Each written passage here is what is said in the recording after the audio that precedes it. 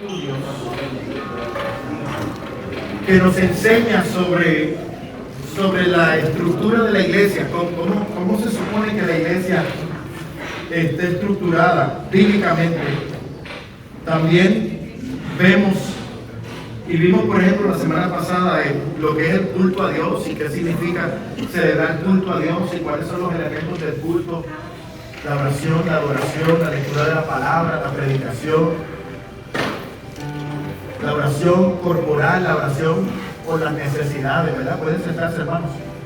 En el día de hoy, dentro de lo que es esta temática que estamos viendo, cómo la Biblia nos enseña que es la iglesia, hoy vamos a ver los ministerios en la iglesia y qué nos enseña la palabra que enseñó Pablo a la iglesia sobre los ministerios y cómo se ejercía el ministerio dentro de la iglesia primitiva. Cosas que se deben de reflejar dentro de la iglesia. Y está a tiempo, creo que está a tiempo lo que vamos a hablar en el día de hoy, porque voy a hacer un anuncio al final de algo que va a comenzar en el primer miércoles de marzo. Pero este domingo, como usted sabe, después del culto tenemos una oportunidad para usted ver cómo usted se puede involucrar, si ya no está envuelto en la iglesia, involucrado.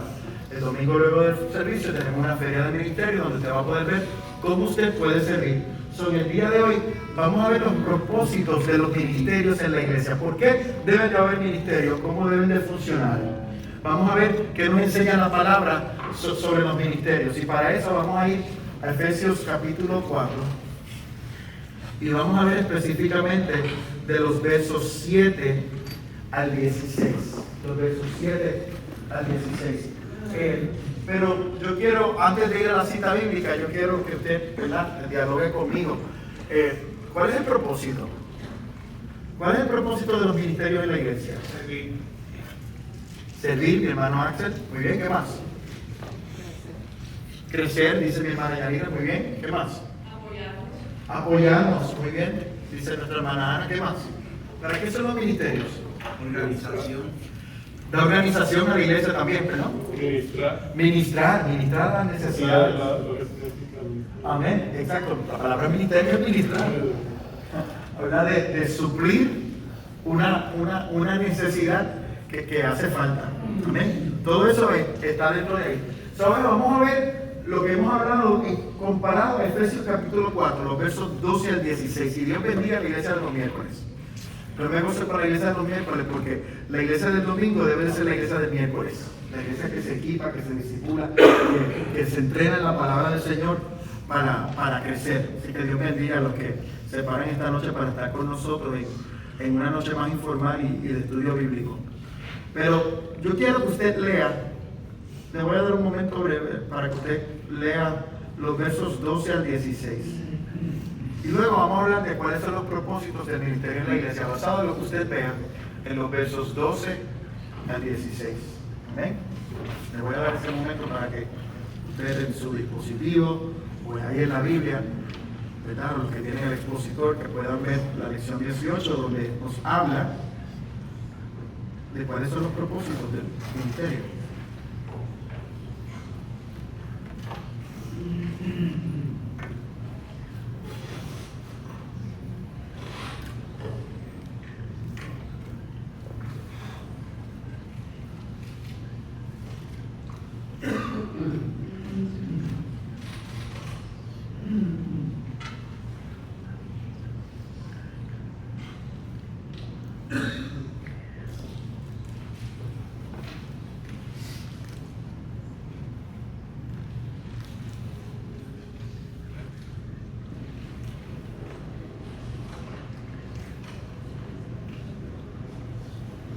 Muy bien, ayer lo leí, asumo que ese fue el tiempo que usted tenía para leerlo también. ¿Qué propósitos vemos ahí en los ministerios? Unidad. La unidad del cuerpo, crecimiento, ¿qué más? Edificación. La edificación. La edificación, o sea, hay algo que estamos construyendo. Muy bien, eso es edificación. ¿Qué más? Capacitación. La capacitación y el adiestramiento. Muy bien. en amor, el factor del amor. Unidad de la fe. La unidad en la fe, o sea que todos tengamos la misma creencia. Eso es muy importante. ¿Qué más?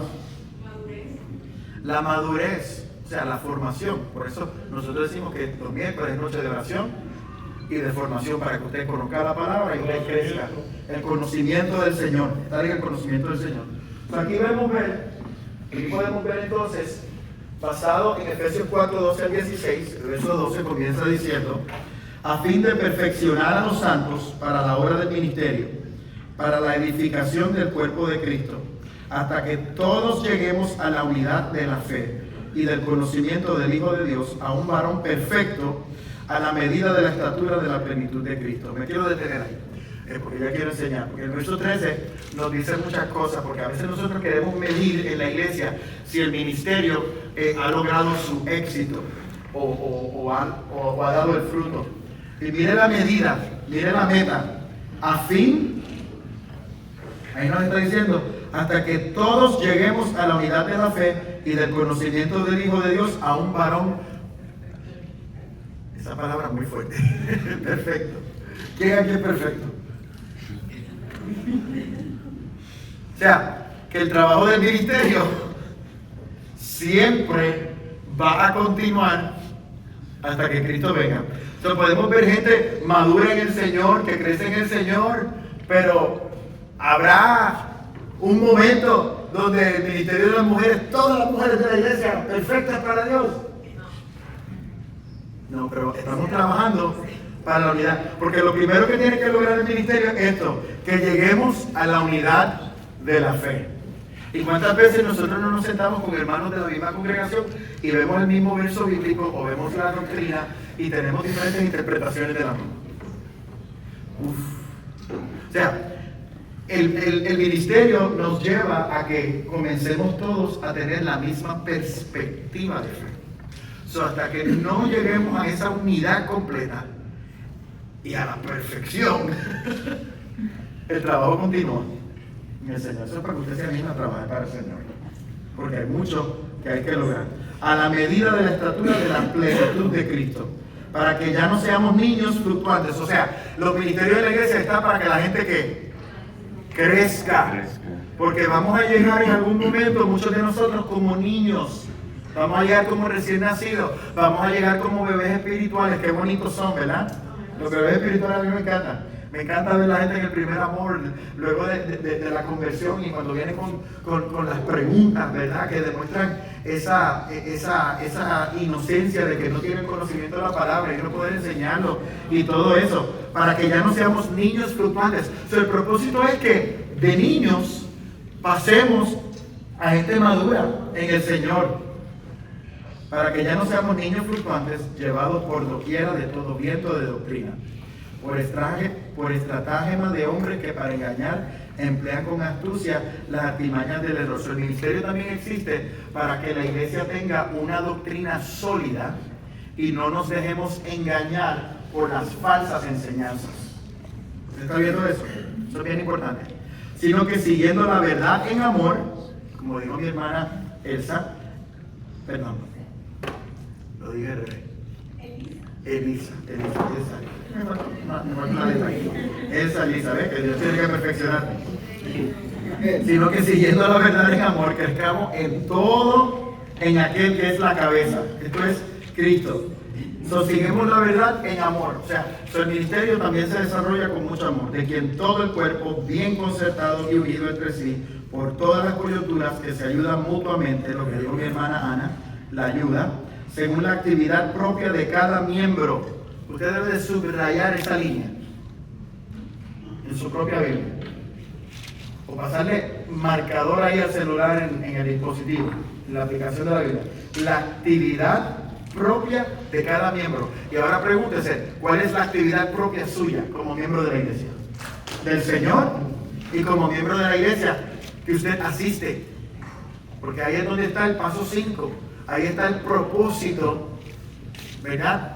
Y cómo yo estoy ejerciendo la gracia y el don de Dios, que es algo que estamos a punto de hablar, que Dios me ha dado. La actividad propia de cada miembro. Yo creo que usted subraye eso Y usted luego en su casa estudie lo que usted hace y póngalo ahí. Y si no hay nada, procure una meta en este año de cuál va a ser la actividad propia mía como miembro de la iglesia. Recibe su crecimiento para ir edificándose en amor. O sea, la iglesia siempre está construyendo algo. ¿Qué estamos construyendo? ¿Qué estamos construyendo? ¿Usted sabe? Estamos construyendo el reino de Dios aquí en la tierra. ¿Okay? Estamos construyendo murallas de fe en cada individuo, en cada persona. La edificación habla de un proceso de construcción, que hay que buscar la perfección. O sea, esto es el piso tras piso, tras piso, tras piso, seguimos edificando y sobre edificando. O sea, el trabajo en el Señor, hermanos, nunca termina. Entonces, esto es bien importante que ustedes lo entiendan. Hay 5 propósitos que quiero darle y todo lo que muchos de ustedes compartieron muchas cosas. Y esto lo comparto mucho para muchos de ustedes, porque hay muchos líderes de ministerios en el día de hoy. Y esto es algo que todo el que está en liderazgo en la iglesia y el que anhela liderazgo y en su vida personal, estos son cosas que debemos de querer alcanzar dentro del ministerio de la iglesia. La unidad en la fe. Que seamos todos de un mismo sentir y de un mismo pensar y de un mismo caminar. Esto también lo podemos aplicar en nuestra vida de casa, de hogar. Que haya unidad en la fe. Porque a veces mami cree, pero papi no cree. O el adolescente no cree. O el adolescente cree, pero mami no cree. ¿Amén? Queremos llegar a la unidad en la fe, en todas las áreas de nuestra vida. Número 2, queremos conocer a Jesús. Ese paso número 1 de aquí de la iglesia.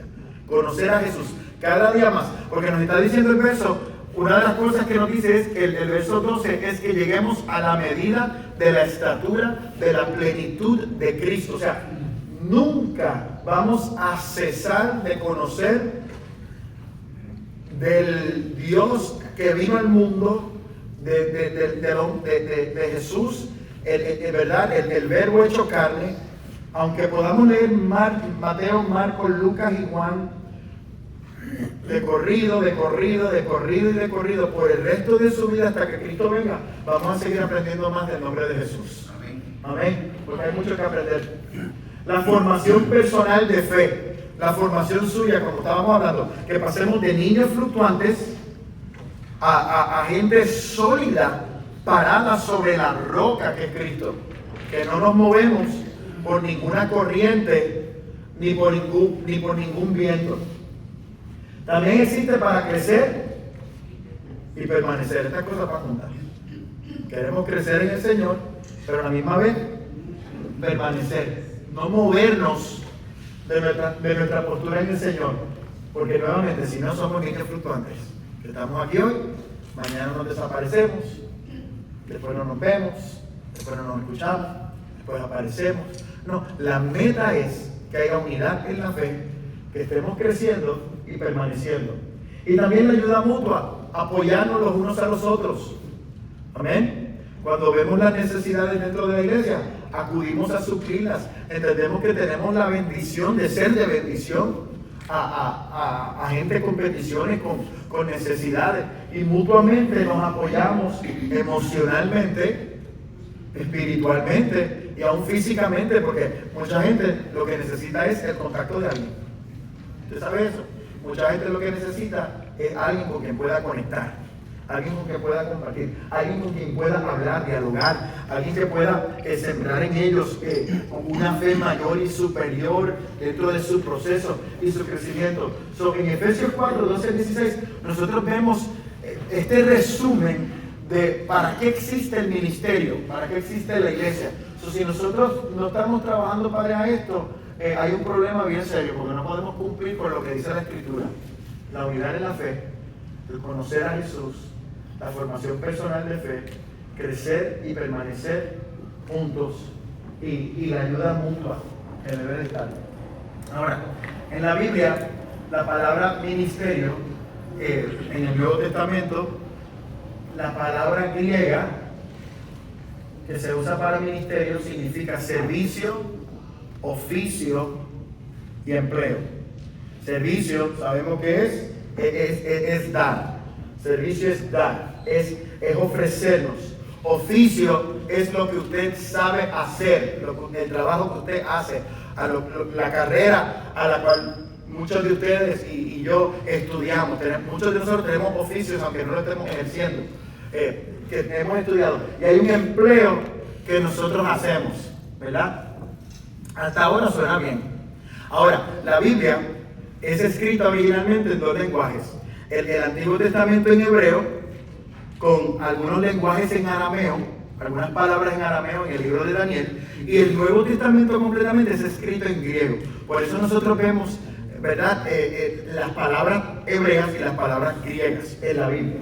Ahora, cuando alguien le predique de algo del Nuevo Testamento y diga, porque la palabra hebrea para permanecer eso está fuera de contexto, porque eso fue escrito, ¿me entienden? Eso fue escrito en griego originalmente. Pero sí la Biblia nos habla de ministerio y de servicio desde el Antiguo y el Nuevo Testamento, por eso lo incluyo en el día de hoy. El hebreo abad es un poquito distinto. A ustedes les va a encantar el griego aquí y no les va a gustar el hebreo. ¿Ok? Porque el hebreo dice servir, labrar, trabajar o esclavizar. ¿Cuál les gusta más? ¿El griego o el hebreo? El griego. Todos están humildes, me encanta. No hebreo, no hebreo. Bueno, pueden venir a ver antes de llegar. El griego dice servicio, oficio y empleo. El ministerio. ¿Por qué me gusta esta definición? Le voy a decir lo que me gusta de las dos. Porque no son mutuamente excluyentes, porque la palabra nos está diciendo, nos está tratando de enseñar una totalidad. ¿Me siguen? Hay una totalidad que usted necesita entender. Primero que nada, el ministerio es un servicio. Yo tengo que dar de mí. ¿Amén? Servicio. Es un oficio. Tiene que llegar el punto que usted sabe lo que está haciendo para el Señor. Amén. El que dice que quiere predicar, que quiere enseñar, debe de estudiar la palabra del Señor. Debe de acudir al seminario que tiene llamado. ¿Por qué? Porque queremos ser mejor en el oficio que hacemos. El que quiere tocar instrumento, que aprenda el instrumento, que ensaye el instrumento, que practique el instrumento, que participe del ensayo, que venga preparado para tocar el instrumento. ¿Me siguen? En todas las áreas del ministerio que quiere enseñar se prepara también. ¿Por qué? Porque es un oficio y queremos hacer lo mejor de nosotros. Ay, pero también dice empleo. ¿Qué yo puedo percibir sobre el ministerio, ya que parte de la definición es empleo? Es que yo tengo que trabajar para Dios, como trabajo para la compañía que yo trabajo, como para la empresa que yo tengo. Ahora le gustó la idea del hebreo más, ¿verdad? Entendiendo que hay una recompensa de parte del Señor. Amén. Porque en el empleo hay una recompensa, ¿verdad? Hay una provisión que le llega a usted en la quincena, cada semana o de la forma que sea. Nosotros lo hacemos sabiendo que en un momento habrá una recompensa por lo que hacemos. Amén. El ministerio es igual. Vamos a dar de nosotros, vamos a crecer en el don y en el talento que Dios nos ha dado. No simplemente, como Dios me llamó, pues ya yo terminé, porque Dios me llamó, Dios me ungió. Me ungió, pues, la unción es todo lo que yo necesito. Sí, pero hay que prepararnos. Hay que prepararnos. Eso significa que tiene que haber una preparación para la enseñanza bíblica, para predicar. Eso no es de que, como Dios me llamó, me voy a parar ahí y Dios me va a dar la palabra y mismito porque fue el que me llamó. No. A nosotros nos toca ejercer el oficio. Y como oficio debemos de trabajar y crecer y ser especialistas, prepararnos, ¿verdad? Para hacer las cosas bien para el Señor. Amén. Para servir con excelencia. Y lo tratamos como un empleo, con la disciplina de un empleo. Amén. El que preside con solicitud, dice el 1 Corintios. O sea, lo tratamos como tratamos nuestras propias carreras, nuestras propias vidas, nuestros propios trabajos. Y lo servimos servimos en el ministerio con la responsabilidad que eso requiere, porque así como el jefe en nuestros empleos nos ven como trabajamos, también el Señor que está en los cielos ve como nosotros le servimos. Amén. Y queremos agradarle a Él. Ahora vamos al hebreo, porque el hebreo también empieza con lo mismo, con la posición de siervo. por la posición de servicio. A una vez le preguntaron, ¿verdad?, a Juan el Bautista si él era o no, y él dijo, yo ni me merezco ser el que desata las sandalias del maestro. ¿Usted sabe lo que quiere decir él? Yo no me merezco ni ser el esclavo. Él dice que ser esclavo del maestro, de Jesús, era un privilegio. Era un privilegio. So, el servicio, el dar de mí, el labrar, el trabajar, estas palabras son sinónimos. O esclavizar. Pastor, ¿qué usted está diciendo? ¿Que porque me dio el cargo en la iglesia ahora soy esclavo de eso? No. Pero sí significa esto. El esclavo depende del maestro. Usted no depende del pastor, usted no depende del líder, usted depende del Señor. Estamos a la merced del que nos llamó a trabajar. Por eso nos podemos aplicar esta palabra, porque significa total obediencia al que nos llamó. Sí, lo podemos enfocar en las características del esclavo. Exacto. Que está sujeto a su está para Señor, el servicio, está para servir. para darse. Porque a pesar que puede ser un empleo con recompensas, lo debemos de hacer sin esperar nada a cambio. Oye, ¿vio eso? Tiene su recompensa, pero lo hacemos sin esperar nada a cambio. Pero qué bueno es el Señor, ¿verdad que sí? Que a su tiempo nos bendice y todo eso. Yo quiero que usted vea esto, para que usted aprenda de lo que es el ministerio. Por lo tanto, como nos dice el expositor, el ministerio es la obra o el trabajo de la iglesia como cuerpo de Cristo. Me encantó esa definición también. ¿Usted sabe por qué? Porque la gente piensa que el que tiene el ministerio es el pastor. El pastor está en el ministerio. Sí. Víctor ahora está en el ministerio. Sí. Pero la obra o el trabajo es de quién? Dígalo fuerte. Dígalo como empleado, como esclavo, como quiera. De la iglesia. Es de la iglesia. Es de cada uno de nosotros. O sea, ¿qué te quiero decir? Usted y yo, individualmente. Como vimos en ese verso, que a mí me encantó, la línea que te pedí que subrayara. ¿Qué es lo que dice la línea del verso 16? Que le pedí que subrayara. El que la subrayó, la repite ahora. Según la actividad propia de cada uno. La actividad propia de cada miembro. O sea, yo tengo y usted tiene, lo esté ejerciendo o no lo esté ejerciendo, usted tiene un ministerio de parte de Dios. Amén. Los tres esclavos levantaron la mano. Y los empleados poncharon. Se fueron. Amén. Tenemos algo que hacer para el Señor. Hay un ministerio que Dios ha puesto en nuestras manos. Qué bonita es la Biblia, ¿verdad? Que nos enseña, nos capacita. Y el ministro es cada uno de los miembros de la iglesia. ¿Quién? ¿Quién es el ministro? Cada uno de los miembros de la iglesia que sirve al Señor con su ministerio calificado según los dones y la gracia que ha recibido de parte del Espíritu Santo. O sea, cada uno de nosotros tenemos ministerio y somos también ministros del Señor. ¿Quién alaba a Dios por ese privilegio tan grande? Porque es un privilegio grande servir al Señor. Es un privilegio más grande conocer al Señor. Amén. Es un privilegio bien grande que Él ha perdonado nuestros pecados y que nos ha dado una vida completamente nueva. Amén. Y si ese es el privilegio más grande que puede tener el hombre, ¿qué privilegio más grande es nosotros poder trabajar para Él en su iglesia? Que usted pueda venir con su guitarra, que usted pueda venir con su cántico, que usted pueda venir a limpiar los bancos como hacen muchos, a montar, a desmontar, como quiera, a visitar al enfermo, a servir en el ministerio de niños, de mujeres, de hombres, de adoración y alabanza, evangelización, caridad y alcance. Es un gran privilegio por encima del privilegio mayor que es la salvación, que tenemos de poder servir a Dios. Amén. Amén. Y hay un verso clave ahí, que me quiero detener ahí, es el verso 7. El verso 7 dice que, pero a cada uno de nosotros fue dada la gracia conforme a la medida del don de Cristo. ¿Entendemos? El concepto gracia como el favor inmerecido de la salvación de Dios. Amén. Pero aquí el apóstol Pablo está hablando de algo más allá, cuando dice que cada uno de nosotros fue dada la gracia conforme a la medida del don de Cristo. Está diciendo que cada uno de nosotros recibió un regalo.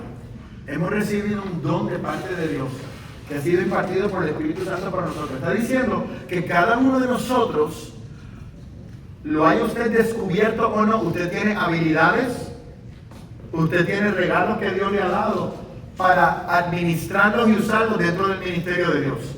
Dentro de la iglesia, cada uno de los que está aquí, al Señor ha depositado algo para que usted lo pueda hacer. ¿Cuántos creen eso conmigo? Amén. Que para todos los que estamos aquí, no los que son líderes solamente, sino que todos los que estamos aquí, tenemos en nosotros una gracia y tenemos un don que ha sido dado para nosotros trabajar para la obra del Señor. ¿Qué detiene a que yo use la gracia y el don que Dios me ha dado a mi vida? ¿Usted sabe qué lo detiene? La comparación de gracia.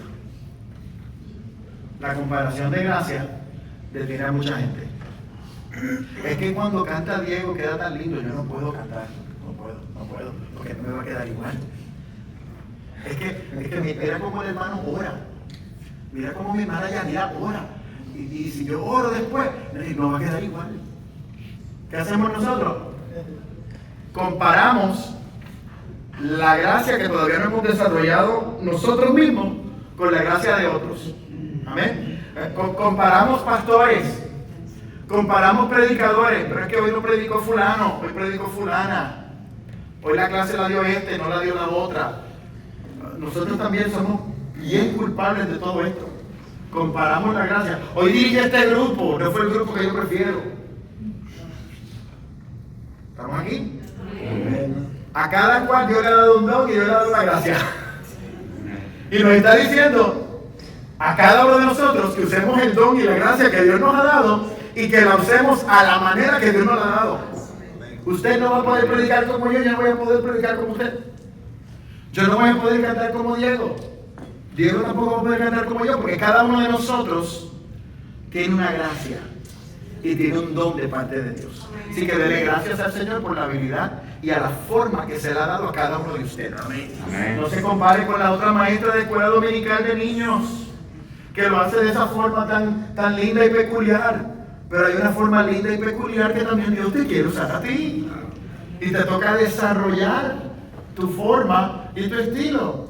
Si usted se para aquí un domingo y va a hacer la oración de la semana, puede que no quede igual, porque cada cual tiene su gracia.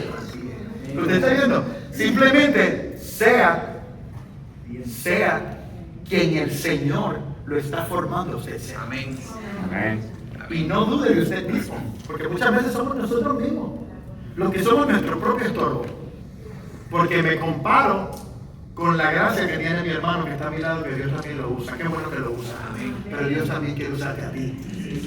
Me comparo con el otro traductor, me comparo con el otro guiar, me comparo con el otro diácono, me comparo con el otro músico. ¿Me entienden? Nos comparamos iglesias con otras iglesias. Mire, cada lugar tiene su propia gracia, porque cada lugar tiene su propio don de parte del Señor. Y nos toca a nosotros trabajar con lo que Dios ha depositado en usted. Y lo que Dios ha depositado en usted y en mí es más que suficiente para que su gloria se manifieste sobre nosotros. Porque lo que Dios quiere es usarte a ti y usarme a mí, a su forma y a su manera. Así que vamos a pedirle al Señor que nos muestre cuál es la gracia y el don para conmigo. Y la próxima vez que a usted le toque el bejuco, hágalo conforme a su gracia y hágalo conforme a su don. Porque esa es la forma que el Espíritu Santo lo quiere usar a usted. Amén. Amén. Y no se compare con los demás. Amén. Sí debemos ser buenos discípulos. Recibir la instrucción, recibir el discipulado, recibir la corrección, porque si queremos alinearnos a la palabra del Señor. Ya no me conocen desde que yo tengo 12 años. Yo dije algo el miércoles y él me corrigió. Pero yo sé que viene de una posición de amor. Porque siempre tengo que... Y él tenía razón. De lo que dije del grano de mostaza. Él tenía razón. Pero tenemos que ser humildes. Y tampoco dejar que eso afecte la gracia y el don que Dios ha puesto sobre ti. Y sobre ti. Porque para eso el Señor... Gracias, Carlos. Sabes que te quiero mucho. Invítame al brisket. Asegúrate que no sea el mismo día que vaya Diego. Porque esa es otra gracia y ese es otro don. Gloria al Señor.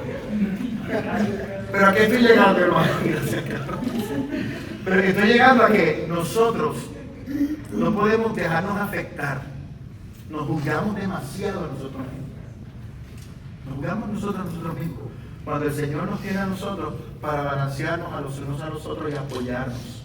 Porque cada uno de nosotros, como vimos en el verso 16, de quien todo el cuerpo, bien concertado y unido entre sí por todas las coyunturas, se ayudan mutuamente, según la actividad propia de cada miembro, recibe su crecimiento para ir edificándose en amor. Así que no critique a la persona que cuando toma el micrófono y suena bien distinto a la que lo hizo la semana pasada, porque cada cual tiene su gracia y cada cual tiene su don. Es que no lo hizo igual que el otro, no le quedó igual. Estamos todos rumbo a un camino y a una perfección. Amén. Amén. Y Jesús en los evangelios, enseñando sobre la oración, dijo: por favor, no vengan con palabras grandes, no vengan con muchas palabrerías, vengan con un corazón humilde, con un corazón contrito, con un corazón humillado. Y esas son las palabras que el Señor quiere escuchar. No las palabras bonitas de diccionario, sino las palabras honestas de un corazón humillado delante de Él. Eso mueve a Dios. Eso mueve a Dios. Palabras sencillas que cuando alguien las ora, podemos percibir que se abre el cielo sobre nosotros y que Dios está escuchando nuestras peticiones. A mí me ha pasado, escuchando gente orando, que una oración sencilla, un cántico sencillo, pero Dios los usó porque vino de un corazón humillado y sincero, que no vino a hacer un show para Dios, sino que vino a dárselo tal como es el don y la gracia que ha sido depositada sobre él. Eso es bien importante. Cada uno de nosotros fue dada la gracia conforme a la medida del don de Cristo. ¿Alguna pregunta, algún comentario hasta ahora? ¿Alguien? Aproveche. Conforme a su gracia y su don. ¿Alguien quiere decir algo? Muy bien. Por lo cual dice: subiendo a lo alto, llevó cautiva la cautividad y dio dones a los hombres. Y eso de que subió, ¿qué es? Sino que también había descendido primero a la parte más baja de la tierra. El que descendió es el mismo que también subió por encima de todos los cielos para llenarlo todo. Aquí no se está hablando, porque estamos estudiando los ministerios de la iglesia, estamos viendo quién es cabeza de la iglesia y por qué es cabeza de la iglesia. ¿Usted sabe por qué Jesús es cabeza? Porque subió a lo alto y llevó cautiva la cautividad y dio dones a los hombres. O sea, los dones que tenemos, las habilidades que tenemos, vienen por parte del Señor. Y eso de que subió, ¿qué es? Sino que también había descendido primero a las partes más profundas de la tierra. Entonces, yo quiero dar un poquito de explicación a esto, ya que hay varias perspectivas teológicas para interpretar este verso. ¿Bien? La número 1 sostiene que el versículo indica que Cristo descendió a los infiernos y ascendió a los cielos, luego en lo que es su muerte en la cruz. Amén. Romanos 10, 6 al 7 y Primera de Pedro 3, 19 son versos que apoyan esa parte, esa postura teológica. Número 2, que Cristo, quien asciende y luego, ¿verdad?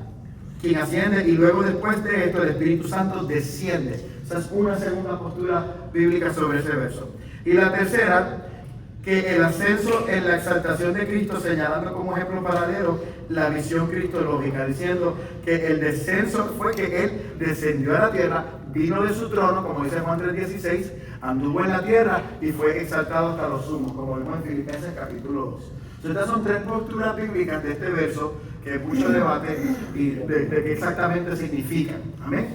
Yo quiero dar esas perspectivas teológicas porque es importante entender el verso que dice ahí. Pero dentro de todo esto, Pablo nos está diciendo quién es la cabeza de la iglesia y por qué la iglesia trabaja. La iglesia trabaja por el nombre de Jesús. No hay otro nombre, no hay otro motivo, porque solo uno lo dio todo por nosotros. Solo uno descendió desde su trono de gloria, caminó entre los hombres y venció la muerte y dio su vida por nosotros en la cruz del Calvario. El ministerio de la iglesia existe para proclamar el nombre de Jesucristo, que es la verdadera cabeza de la iglesia. No hay nadie fuera de Jesucristo que no sea cabeza de la iglesia. No hay un pastor, no hay una junta que sea mayor que Jesucristo, que es cabeza de la iglesia. No hay un líder del ministerio que sea más grande que Jesucristo, que es la cabeza de la iglesia. Amén. Porque Él es el que lo da todo por cada uno de nosotros. Amén.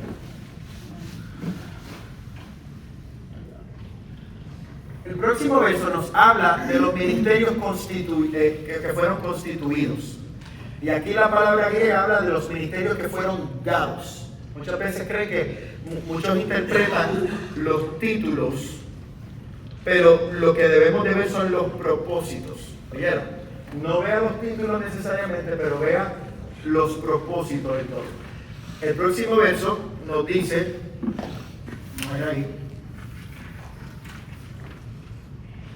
Y él mismo constituyó, el verso 11, a unos apóstoles, a otros profetas, a otros evangelistas, a otros pastores y maestros. Muy bien. Hay 4 a 5. Los teólogos se debaten si pastores y maestros es uno o si son 2 ministerios separados. Muy bien. Primera de Timoteo 3:2, voy a empezar con el pastor porque uno que usted conoce. Habla de cuáles son las calificaciones para pastor. Habla de que debe de ser irreprochable, debe de ser una persona fiel en su matrimonio. Habla de que debe de ser apto para enseñar. Para que el PowerPoint se vea bien, le puse pastores y maestros juntos.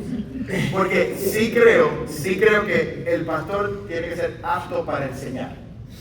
Y no porque el pastor lo dice, sino porque la iglesia lo dice. Yo no puedo pararme aquí y decir que soy un buen maestro. No puedo. Eso no le toca a ningún pastor, a ningún hombre de Dios decir. Eso le toca, ¿verdad?, al discípulo ver si está aprendiendo o no. El pastor y maestro cuida, alimenta, guía y enseña a las ovejas, a la iglesia. Primera de Timoteo 3:2. Pero nos está diciendo de algunos constituidos como apóstoles, otros profetas, otros evangelistas, pastores y maestros. Estos ministerios pilares de la iglesia evangélica. Vamos con el apostolado. Los apóstoles, bíblicamente, el apóstol es enviado, como definición, enviado por la autoridad para hablar en nombre de la autoridad. ¿Ok? Eso significaría un apóstol. Jesús tenía sobre 60 discípulos, ¿verdad? Y llega un momento donde él constituye 12 de ellos como apóstoles, que eran enviados con el nombre de él a las diferentes provincias, ¿verdad? Los iba a enviar con el propósito de que sus palabras, lo que ellos decían, eran como literalmente lo que decía el enviado. Eso es lo que es el apóstol. Se supone que el apóstol no comete errores al hablar, conforme a esto. ¿Por qué? Porque es enviado por la autoridad, por el que tiene la autoridad para hablar en nombre de la autoridad. O sea, que si llegaba Mateo, si llegaba Pedro, lo que Pedro hablaba hubiese sido lo que Jesús mismo decía. Eso es una carga bien grande. Yo no sé entonces por qué rayos tantos hombres hoy día quieren tener el nombre de apóstol. Porque ¿sabes la carga? ¿Qué es eso? Porque yo puedo cometer errores. Cometemos errores. Como hombre que somos, ¿verdad? O sea, viendo esta definición, ¿cómo hay tanta gente hoy día que quiere ese título y usarlo? Porque bíblicamente el apóstol es como si fuera el mismo ungido, que es enviado. ¿Cómo murió Pedro? ¿Cómo murieron los apóstoles? Como mártires por la causa de Cristo. ¿Cómo murió Jesucristo? De la misma forma, torturado. Y hoy día todo el mundo quiere usar ese título. Así que usted tiene que cuidarse. Hay mucha gente que predica muy lindo que me encantaría invitarlo a la iglesia, pero tienen ese título. And I'm not comfortable. No estoy cómodo. ¿Por qué? Porque bíblicamente eso es lo que significa. ¿Me permiten pastorearle? Amén. Yo soy pastor, no, estoy abajo, no arriba. Enviado por la autoridad para hablar en nombre de la autoridad. Son Marcos 6:7, vemos eso cuando lo envían. En el libro de los Hechos también vemos a los apóstoles como misioneros y plantadores. ¿Por qué yo digo esto? Porque aunque no creo que es bíblico que usemos el título apóstol, sí creo en el ministerio apostólico. Porque hasta el día de hoy en nuestra iglesia envía gente a plantar iglesias, a predicar el evangelio, y se van de misioneros a establecer el evangelio en lugares remotos. Y los apóstoles enviaban a Timoteo enviaban a Bernabé, invitaban en asignaciones apostólicas. ¿A qué? A plantar iglesias en los lugares donde no había un mensajero que hablara a nombre del ungido. Sí hay una responsabilidad apostólica sobre la iglesia, de plantar iglesias. Ahora, porque usted planta una iglesia, no significa que nos merecemos el título. Porque es un oficio, pero también somos, ya usted vio, la anterior, somos ministros. Estamos para servir la casa de Jesucristo. Tenemos que tener mucho cuidado con eso también. Pero sí hay plantadores, sí hay misioneros. Entonces nosotros podemos ver cómo en Hechos capítulo 1, learon en su casa antes de acostarse, en el verso 12, ¿qué sucedió? Hubo uno de los apóstoles, de los que fue designado como apóstoles por Jesucristo, Judas, que se ahorcó. Y en el momento de comunión de los apóstoles junto a los 120, como dice Hechos capítulo 1, estaban las mujeres, estaban los 120, estaba María la madre de Jesús y sus hermanos, y estaban orando. Y se levantó Pedro y dijo: mire, Judas se ahorcó. Judas se rindió completamente. Vamos a determinar y vamos a orar para que el Señor nos muestre quién va a cumplir el oficio de quién. De Judas. Ellos determinan que quién ha caminado con nosotros desde Juan el Bautista, así lo dice, desde el bautismo de Juan el Bautista hasta ser testigo de su resurrección, que pueda permanecer con nosotros, que sea, ¿verdad?, copartícipe de nosotros. Y ellos separaron a dos, a uno que se llamaba José Bernabé y a otro que se llamaba Matías. Y echaron suertes para que sea el Espíritu Santo el que decidiera, y la suerte cayó sobre Matías, que fue constituido como apóstol. Mire lo rígido, el proceso de seleccionar un apóstol para ser sucesor de Judas. Y hoy día, ¿verdad?, viene alguien y le pone un manto encima y ya tienen ese título. Para que usted vea bíblicamente cómo se hacía. También vemos cómo Pablo, cómo Pedro enviaban, ¿verdad? Enviaban gente, porque si vemos el título, si vemos, se refiere a otros como apóstoles, ¿verdad? En un momento dado, pero eran asignaciones de plantar y como misioneros. Y la iglesia primitiva comenzó luego a adaptar el término misionero. Por lo tanto, vea no tanto el título, vea el propósito. Y Dios nos llama a ser plantadores de iglesias. ¿Amén? Dios nos llama a ejercer estos ministerios. Profetas, impulsados por el Espíritu Santo, hablan palabras de edificación, consolación y exhortación. Eso lo vemos en 1 Corintios 14, 3 al 4. Si te confunde, no es palabra de Dios. Porque toda palabra profética es para edificación, es para consolación y es para exhortación, conforme a la medida de 1 Corintios 14, 3 al 4. ¿Vamos bien? Amén. Luego están los evangelistas, que anuncian el evangelio, cosechan almas para Cristo, disipulan y animan a la iglesia a la gran comisión. Si el evangelista llega y quiere pastorear la iglesia, es bien probable que usted no lo vuelva a ver invitado a la iglesia. ¿Por qué?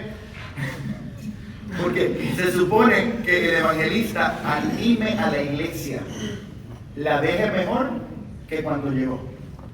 ¿Entiendes? Porque si quiere pastorear, que pastoree. Y ahí se corrige, ahí se disipula, ahí se reprende, ahí se hace todo eso. Cuidado. Pero el evangelista anima a la iglesia y confronta a la iglesia a la gran comisión y a la obra de evangelizar a las vidas. Amén.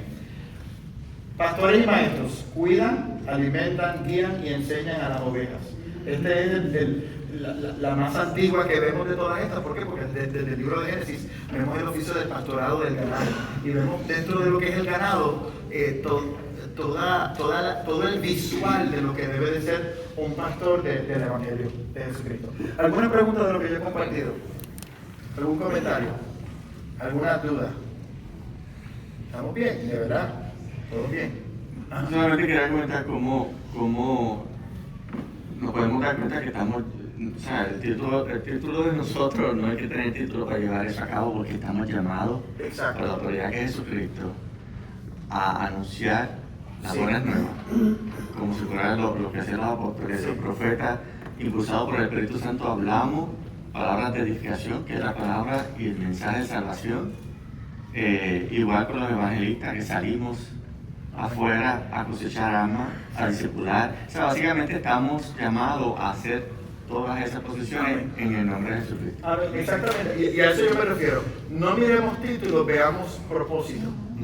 Cuando vemos propósito, como dice mi hermano Marco, yo creo que nos vamos a poder ver en cada una de estas funciones como iglesia. Amén. Ana, ¿iba a decir algo? O sea, sí, yo sé que no deberíamos como poner como nombres, pero por ejemplo, a personas que se llaman profetas, pero mi pregunta es, ¿un evangelista se podría hacer llamar un profeta también? Yo creo que los títulos no se los pone nadie a ellos mismos. Nadie se los pone a ellos mismos. Yo creo que Dios usa la iglesia para confirmar ministerios. Por eso también creo en las denominaciones. Nosotros somos parte de una denominación, la Iglesia de Dios Pentecostal. El día que me entrevistaron a mí para el ministerio, me dijeron, reconocemos que Dios te ha llamado, que Dios te ha constituido como pastor. Lo que estamos haciendo es reconociendo que hay un llamado sobre ti. Nosotros no te estamos llamando. Eso fue lo que me dijo el obispo. Es Dios el que te llama. El problema, creo, para contestar tu pregunta, el problema es cuando, ¿de dónde viene ese título? ¿Quién te reconoció bajo ese título? Y eso es bien importante. Porque los apóstoles designaban los diáconos, designaban los pastores. ¿Me entiendes? Y todo eso. Esa parte es bien importante. O sea, ¿de dónde viene ese título? ¿Okay? Sí, yo quería decir algo, y es que cualquier persona, el Espíritu Santo la puede usar para traer una profecía, Exacto. porque es el Espíritu Santo. Exacto. Pero no por eso se le va a llamar profeta. Exacto. Porque ya el profeta ya es un llamado específico de parte de Dios. Exacto.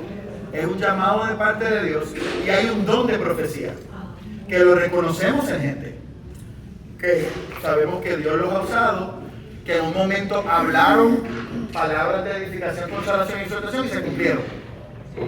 Hay una hermana que ha venido aquí, que yo siempre que la veo le digo profeta del Altísimo. Se lo digo de cariño, pero es una persona que yo sé que Dios la ha usado con el don de profecía. ¿Por qué? Porque una vez habló, fue direccional y así mismo se cumplió. Y uno prueba los espíritus, y yo pues de cariño, no porque yo soy una autoridad para llamarle ese nombre, pero ella sabe por qué. Se refiere al testimonio personal de cómo Dios la usó a ella para, en un momento, darle una palabra a mi vida. Tenemos que tener cuidado de dónde viene el título. También tenemos que añadir, como dice mi hermana Yanira, gracias Yanira, es que el don de profecía existe. Hay un don del Espíritu Santo que es el don de la profecía.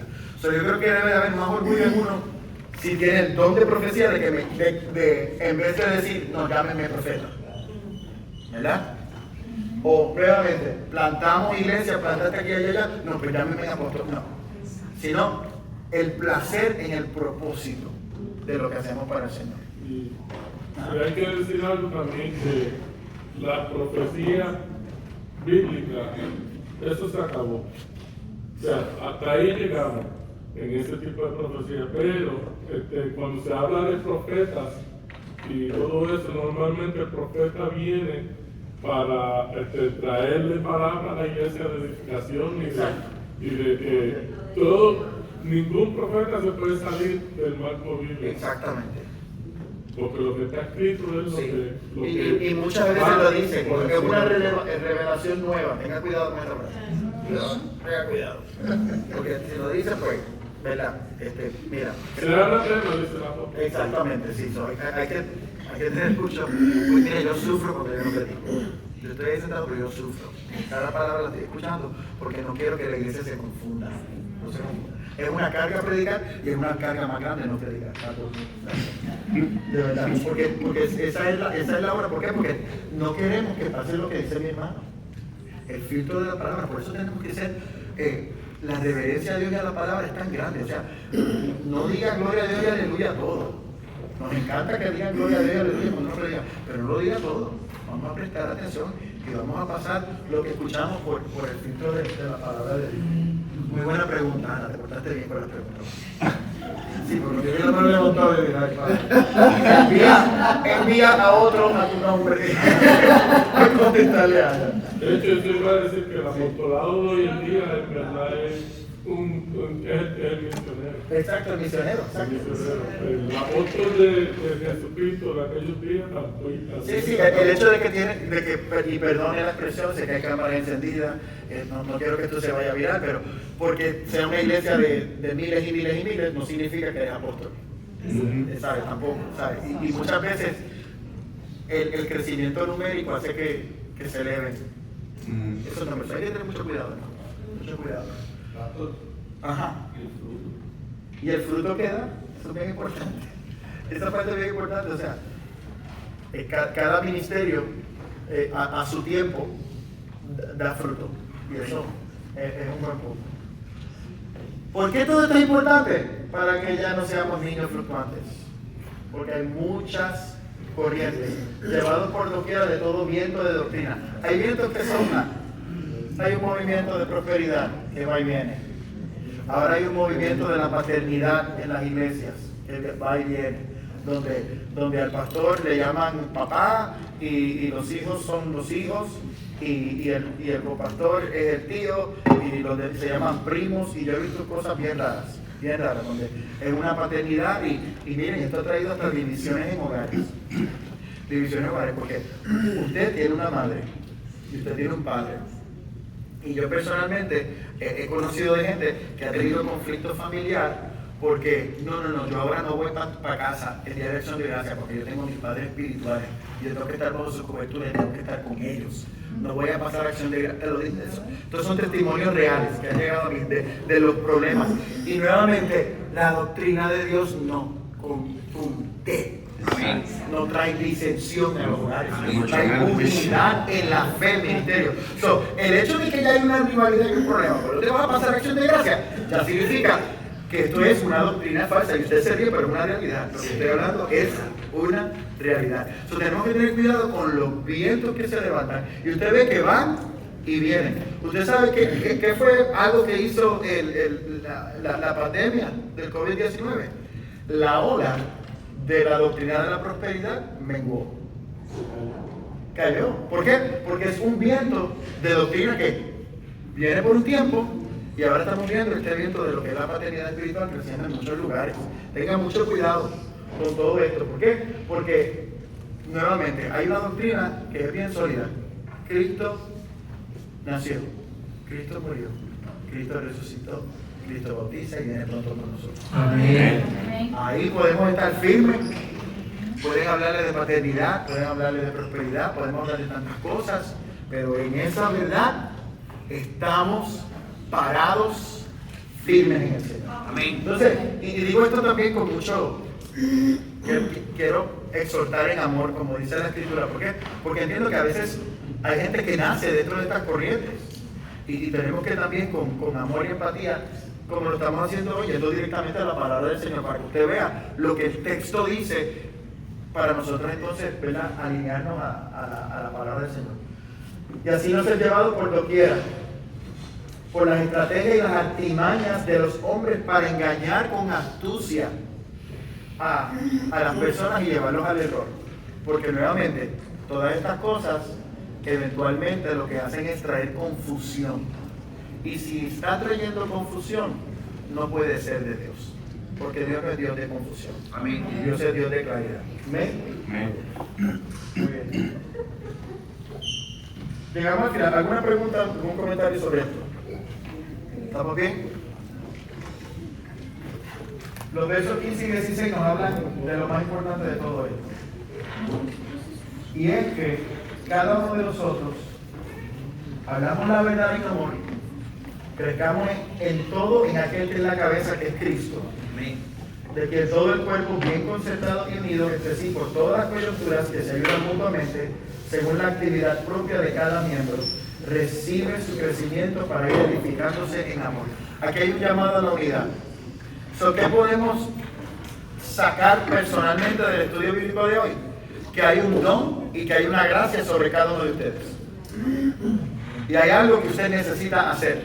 dentro de la obra del Señor que va a permitirnos a nosotros crecer. ¿Qué pasa cuando uno de ustedes no usa su don y su gracia? ¿Usted sabe lo que usted está haciendo? Paralizando el cuerpo de Cristo. Porque necesitamos todo el cuerpo. Necesitamos los deditos, necesitamos los pies, necesitamos las rodillas. Necesitamos que todos estemos activos en la obra del Señor.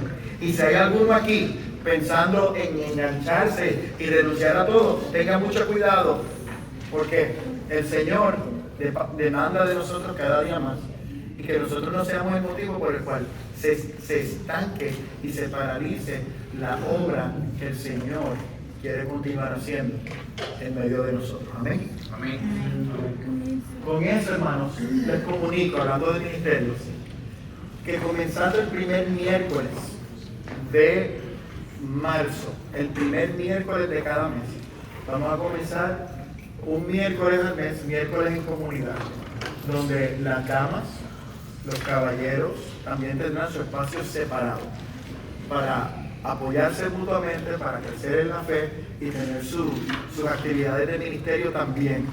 Eso nos va a permitir a nosotros trabajar con familiares en casa y otras cosas y no sobrecargar tanto la agenda, pero también le vamos a dar oportunidades para crecer en la fe, apoyarnos mutuamente, unirnos en el Señor y caminar hacia la perfección del Señor. Pero por favor, corra la voz, porque yo sé que esto va a ser una oportunidad muy linda de nosotros orar juntos y luego crecer cada uno a la medida que necesitamos hacerlo. Así que siga uniéndose a lo que el Señor está haciendo. Vamos a estar puestos de pie y vamos a adorar.